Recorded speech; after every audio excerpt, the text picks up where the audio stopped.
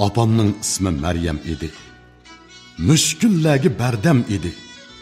Ikki mo'liq xilvat g'o'ylida tinim topmay ter oqquzib, butun umri o'tgan edi. Apamning ismi Maryam edi. Baqqan gullari rayhon edi. Tong suzilib kun o'ltirg'icha to'kkan tarlari marjon edi. Uning chivar qo'llariga barcha iqlim hayron edi. O'tdi umri tonur beshida, qozon beshida issiq nonlari darmon edi. Apamning ismi Maryam edi. Har bir so'zi farmon edi. Latofatlik go'zal g'uljida, nag'irchidagi qadim ho'ylida umri sudak eqib o'tgan edi. Ko'ni uyla chekir bilan ko'rkam edi. Talada qor, derizamda ko'klam edi. Xo'shliqi oshkora, xopiliqi pinhon edi. O'ttir bo'y illiq jismiga, go'zal ismiga dunyo harorati mujassam edi. Xislatlari oy cho'lpondan kam emas, quyoshdan ortiq edi. Apamning ismi Maryam edi. Muhtojlog'i in'om edi. Bag'ri ko'l emas, daryo edi.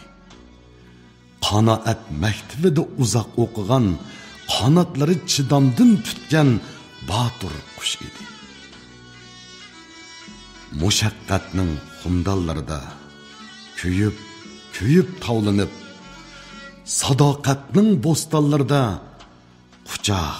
quchoq gullarni targan edi. Sog'liqni bizga qoldirib, jarohatni pardozlab zimmasiga otgan edi. Yillarni shu yo'sinda uzitib, mazgilsiz to'zg'oqdek to'zg'an edi. Apam 4 balaga, yo'q. Dadamni qo'shib 5 balaga opa edi, ona edi. Dardimizni totadigan, eg'irimizni ko'tiradigan ko'tirishlik inson edi. Apamning ismi Maryam edi. Bu dunyoga mehmon edi. U bizni mehmondek azizlab, o'zi mehmon bo'lmadi. Hayot uni oyab qo'ymadi. U qarlig'ashlar qaytib kelganda, peshayvonga uvu sog'anda, bahorni hidlab turib, jim-jitlik ketdi. Apam ko'z yumganda, bahormikin, qishmikin, saharmikin, kashmikin, o'ngimmikin tushimmi, hech bilamadim. Opsiz muğlanıp turgan çoğun hoylığa hiç könelmedim. Dünya, seni öz rengi bilen hiç söylemedim. Sen ketip burunqidek külelmedim. Apamның ismi Maryam edi. Xiyalımda her dem edi.